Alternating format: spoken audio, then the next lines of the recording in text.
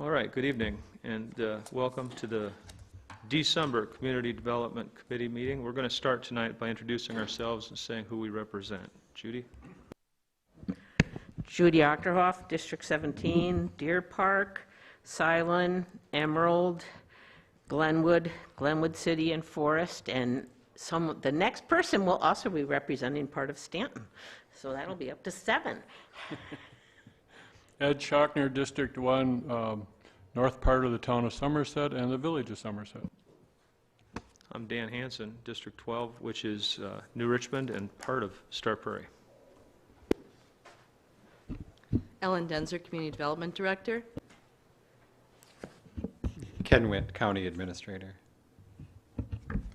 John Hilgers, Planner with Community Development. Julie Peterson, Community Development. All right. Does anybody have any additions or questions about the minutes from the last meeting?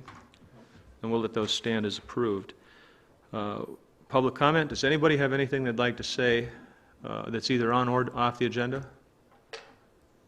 Any public comment? And one more time, any public comment? Anybody like to say anything on or off the agenda? There are no public hearings. We'll head right into the business items.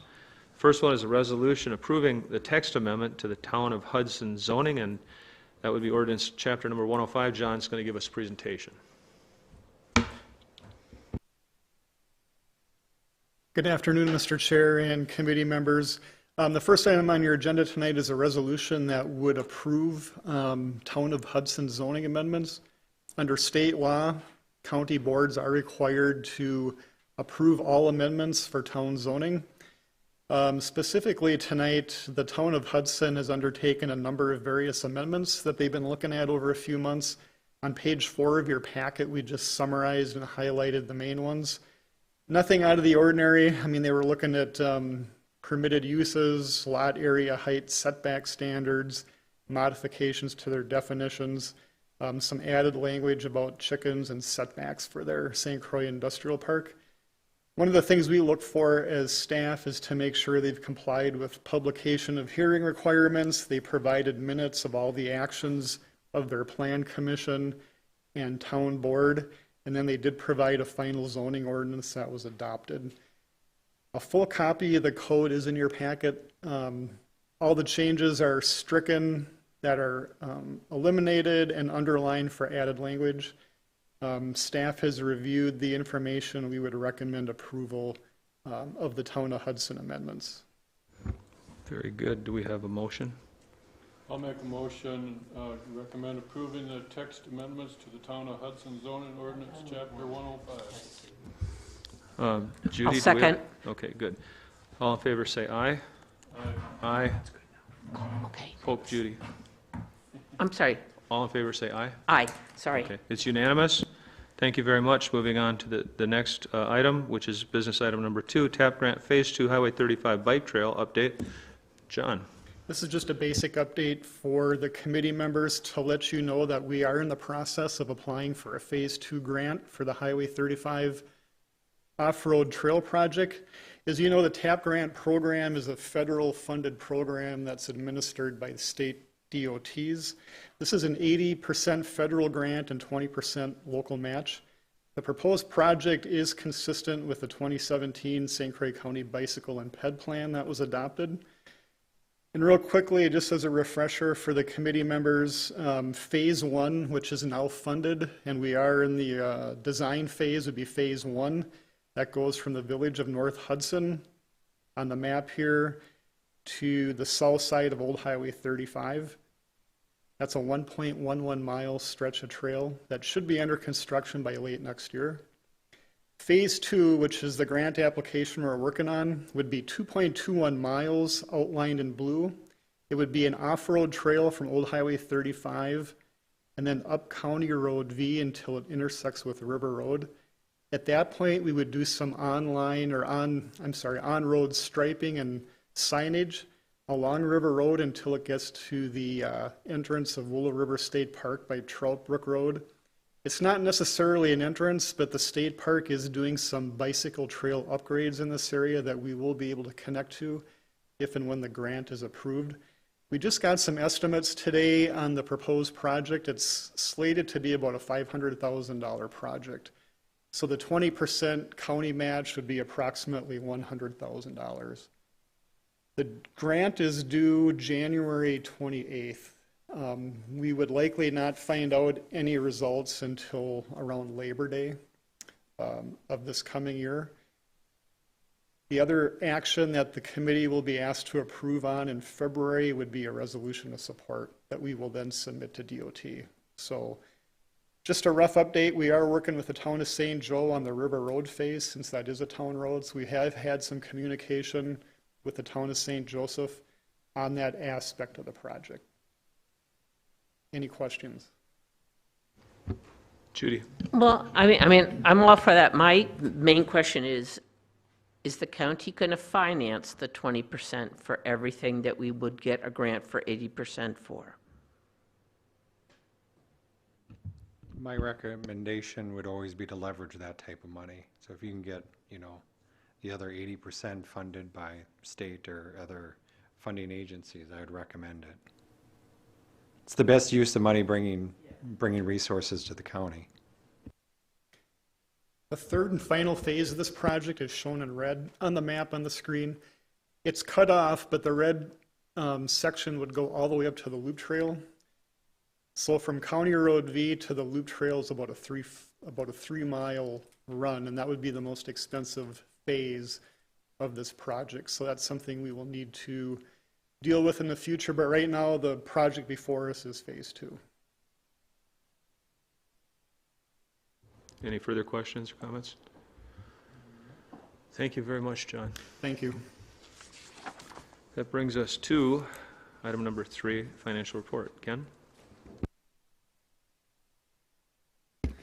The financial report is in your packet. You'll see that as we're getting close to the end of the year, the revenues are looking real good. Most departments are exceeding some of their revenues. Expenses remain under budget. That's always a great place to be. I don't have any concerns of any areas in the budget where I think we're going to be grossly over budget or miss out on our revenues that we've projected. Be happy to entertain any specific questions that you may have, though.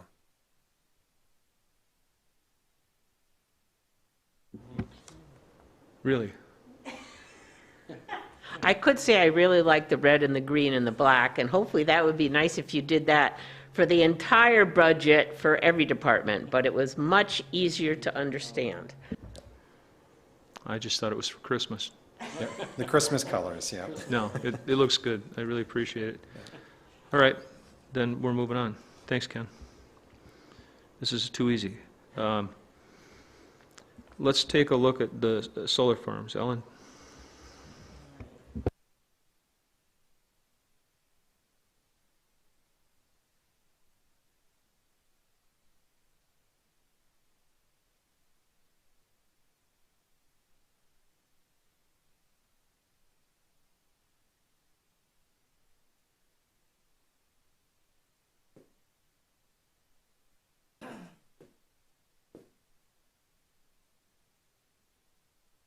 So based on some questions that were asked, Chair Hansen decided to put the solar farm question on this agenda so that this committee could get a little update. So we have this was our second solar farm in St. Croix County. It was recently approved by the Board of Adjustment. The solar farm has to be approved by a conditional use permit if it is under 100 megawatts, and this one was proposed to be, is going to be 99 megawatts, and it's in the towns of Warren and Richmond. It has, and I can go through a few more details on it, but I think the key consideration for this committee, and I can answer any questions you have, is that solar farms are limited in the regulation by the state of Wisconsin statute.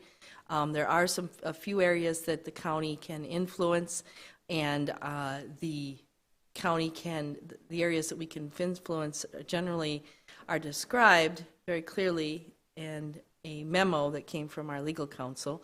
If you were curious about what the Board of Adjustment did and what they looked at, this is the decision that they made on this second, St. Croix Valley solar application and how they approved it.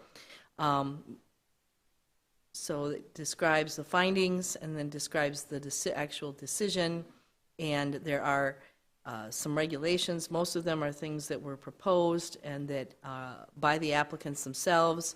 We can regulate in the area of environmental protection, and we can regulate in the area of decommissioning, which is also based on environmental protection.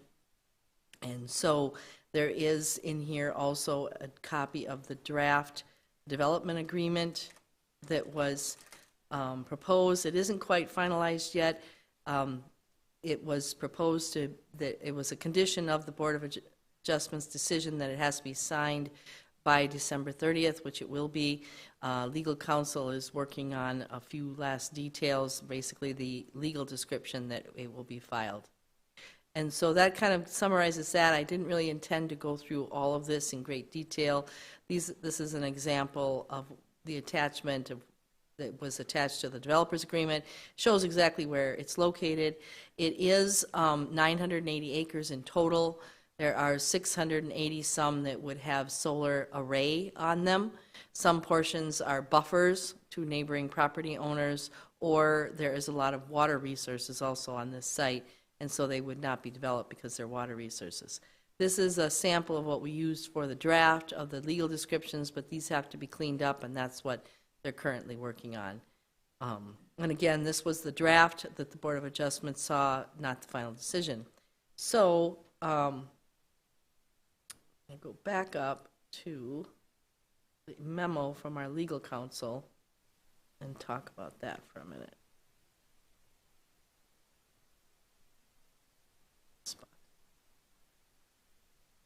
Oh, I think I'm in the town of Hudson. Yeah, went too far, too fast, sorry. About 40, okay, sorry. It's a long document.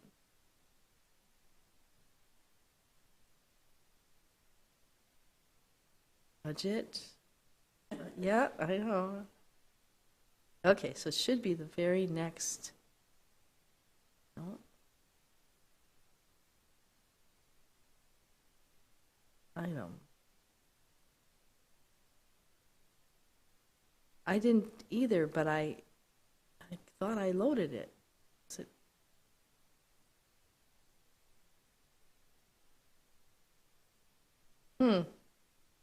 Okay, this doesn't look right.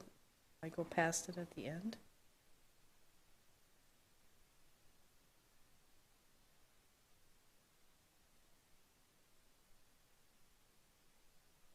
Okay. Yeah, it should be in the folder, yes, the memo, and then if you could move it quickly. I was,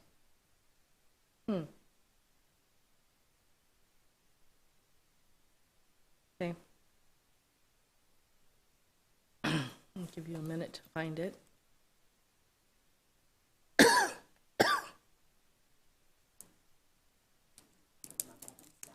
Yep, memo from Scott, from legal counsel. In the meantime, I can reference it a little bit in here. Okay.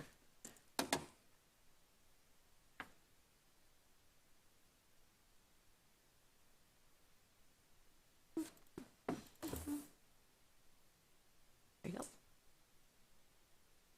Thank you.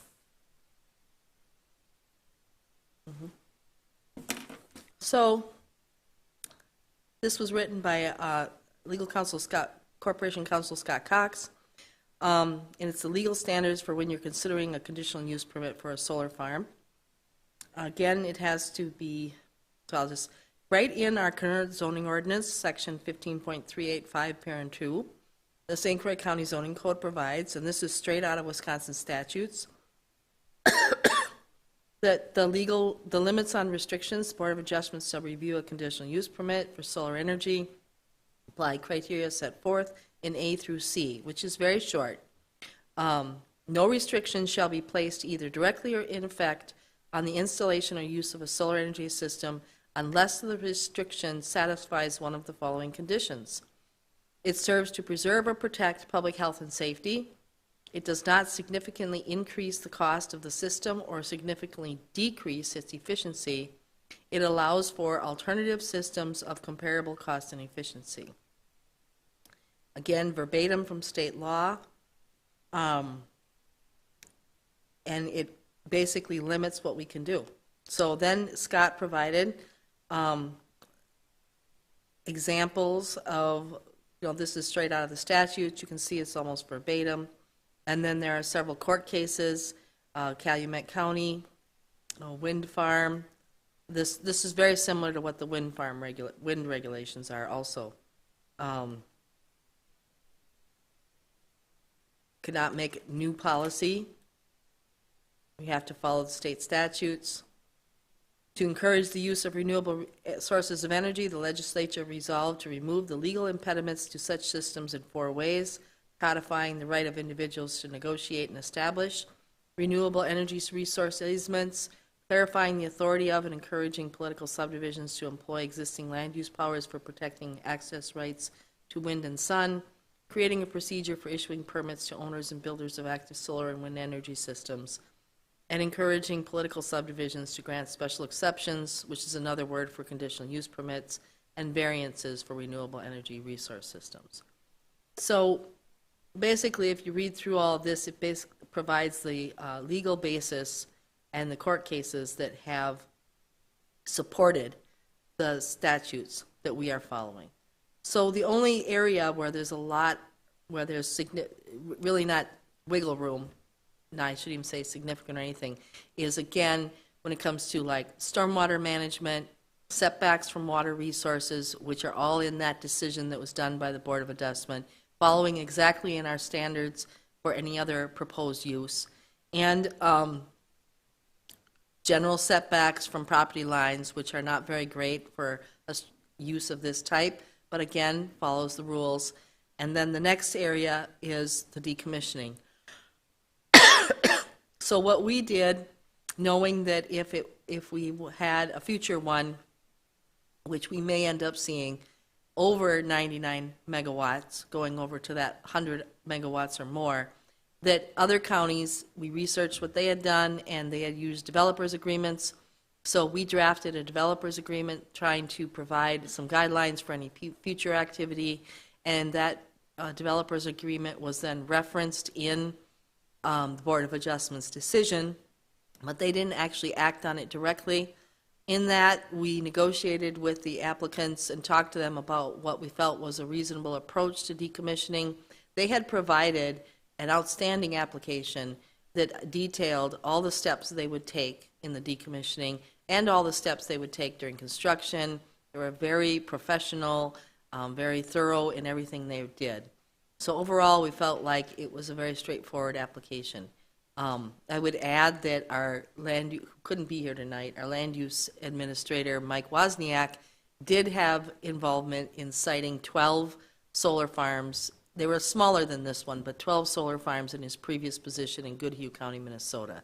So he had seen a lot of applications, and he felt confident that this one was well done.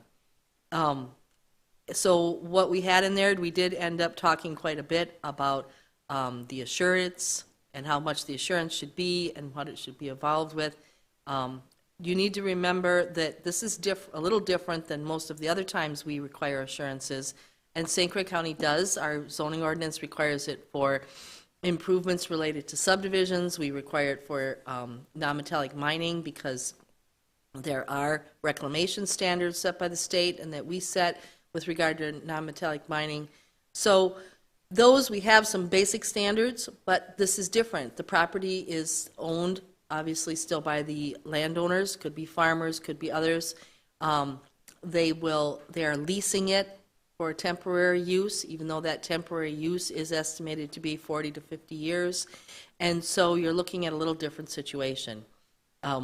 We have always had a policy, or I shouldn't say always, but we have for the past almost 20 years, had a policy when it comes to subdivision and even non-metallic mining and stuff, that our intent is to stabilize the site. Our intent is to provide prevention of environmental damage, stormwater, erosion, any other kind of environmental damage from perhaps vandalism, that kind of thing. Our intent is different from towns or cities or villages, whose intent is usually to finish that subdivision if for some reason it is halted and the owner is not able to do that. And their intent then is to have that developed in their community. Ours is not. Ours is to let it go through the natural process of perhaps bankruptcy or some other kind of foreclosure, and then be resold to the private sector and have them handle it, and for us to stabilize it in the interim. So that was the approach we took with this also, because the property owners have some responsibility also. It's even clearer than it is with a subdivision or a non-metallic mine, that they have some responsibility also because they intend to get this property back at the end of the life of the solar farm or the wind farm. Okay? So I do understand from that at the Health and Human Services Committee meeting last night, a suggestion of having a separate, or having specific regulations related to decommissioning was referred to this committee. And so I also know that in the meantime, I talked to our legal counsel today, and they have been working on a draft of some changes to the zoning ordinance related to decommissioning, and we had already, based on this application, submitted some specific suggestions as far as submittals and decommissioning standards, which they've expanded on and to legal counsel. So with that, I think, unless you want me to go over some of these pieces in greater detail, yeah. I'd ask the committee at this point what they want. I'd like to say that when the administrator sent me an email telling me about that, what Health and Human Services did, my response was that I would put it to the committee and to the staff of Community Development Department, who are subject matter experts, what they suggest we do. And to poll the committee what the committee would like to do with this. What's the most prudent thing to do? So do we need to pursue, is there a reason to pursue an ordinance? That's really the question that's before us. It's not a conclusion that, I think we've come to. Do we need to go for an ordinance? That's the question, right? This, correct, and I would also just clarify that it is already the recommendation of legal counsel that there not be a separate standalone decommissioning ordinance. It's a recommendation that it be, that we amend the zoning ordinance. And then you need to understand that that would provide guidance and regulation when it comes to 99 megawatts or less. And if it's over 99 megawatts, it would perhaps provide a reference material, but would not be binding. In that situation, we would definitely be working with an applicant and trying to get them to agree to a developer's agreement on a voluntary basis. But there is definitely some indications, which I'm not really, I've just heard this secondhand from legal counsel, that there's some indications that the Public Service Commission feels that that is the appropriate approach to handle it by developer's agreement when it's 100 megawatts or greater, and that the local control has been left in place for less than 100 megawatts. And I do think in our discussions as staff, sort of after this process we got done with, one of the things that Mike Wozniak specifically suggested is that we change the zoning ordinance so that there was specific submittal requirements for a solar array of any size. And I think that's a great idea, because the submittals just give us something all to react to and detail what's going to happen, what's going on, which is usually what a lot of people want to know. What exactly are you proposing to do? And there's, if you saw the application, which was a good 3 inches thick, you'd know that there were things in there that we really couldn't comment on based on these rules, but there was the majority of the information we absolutely could. Way more, 2/3 of it we could, so, and look at. Questions, thoughts? I just got a quirky question. Because you got the solar panels all out there, and how are they going to control the grass and the weeds? Because you got to get, I mean, are they going to, allowed to have like goats or sheep or something like that to help with this, or is that? So the design of this particular solar facility will have a maintenance building, and they have to build a transfer station in order to change the nature of the electrical transmission. And that maintenance facility is because basically they will have a person or persons hired, and as they explained in their application, that will start mowing and mow for 6 weeks and then start over. They will mow nonstop on the 680 acres. And they will not mow all of it. The buffer areas, there's a map of that that shows the buffer areas will be in native prairie, but they can't have the, under the solar in native prairie because it would grow too tall. Even the short grasses would be too tall. So that will be grass of a various low mow, because the most it's frequently it's going to get mowed is about once every 6 weeks. But that would be done year-round. And there will be some gravel driveways. They'll be narrow, that will allow them access so that they can do maintenance, and there's quite a bit of maintenance that has to be done. So there will be approximately, and I don't think the majority are out there mowing, but approximately up to 12 employees doing work on a regular basis there. So if you love to mow lawn for the rest of your life, here's Or a job clear for the you. snow off after it snows. I think being that they're solar, that to some extent that, It doesn't, we have, because we have Okay. solar panels on the roof of our Okay. building, and you got to clear it off because they don't heat up if they don't get the sun on them, and the snow blocks the sun. And we've called up and asked, are there heating coils that we can lay on the solar panels? And there aren't any, at least for the kind that we have. Okay. 'Cause, yeah, so it's never ending. yeah.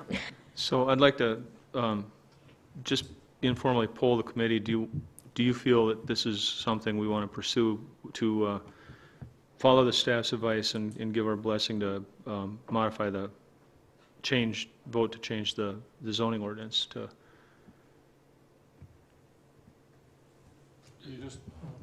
We just want to change the ordinance for we're not going to create a whole ordinance for going to follow what the Corp Council says, and we're just going to change maybe the process of permitting. Is that what I understood? Most of it would be submittal items, and then Submittal, yeah. decommissioning submittal, and maybe some standards related to decommissioning. Right. I think that's where we should be headed.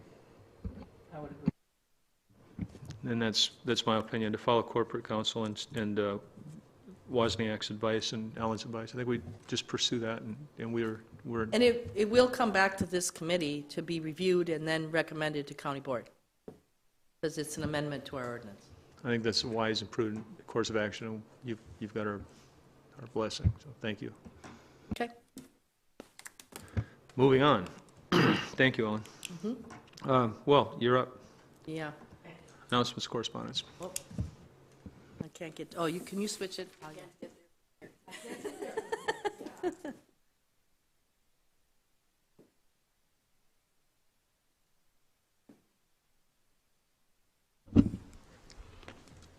If anyone would like copies of that legal counsel's memo, we'll get it in the minutes, but if you'd like it ahead of time, we can mail it. I thought it was in there. I don't know how it didn't stay. Anyway, announcements. We have scheduled, as discussed last month, we have scheduled a open house for Eckert Blufflands for January 11th, and then we've scheduled, and we'll be shortly noticing, or have already noticed, the public hearing for the next Community Development Committee meeting on January 20th. So that's scheduled. That will be for the land use plan, or the master plan, excuse me.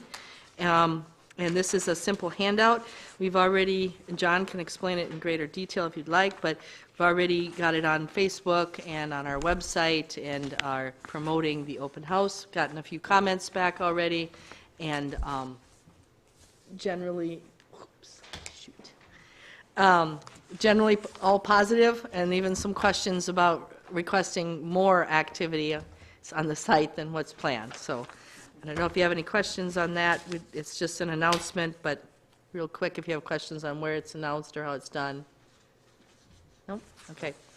And then one other thing, we have finally heard back from Department of Natural Resources of their review of our Chapter 18 floodplain ordinance, and they have provided us approval.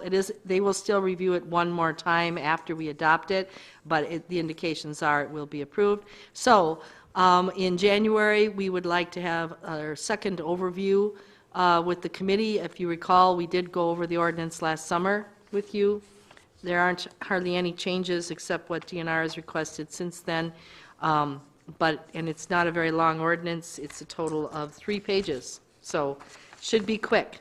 And then we need to set a public hearing for that. We'd like to set that for February Community Development Committee meeting, and then that would take it to County Board in March. So just wanted to announce that, and if there's any concern with those timeframes, I can discuss that as far as future agenda items and future meeting dates. Any questions, thoughts? No? Good. Okay, that's all I had, except I wish everyone a Merry Christmas. And All right. Happy New Year.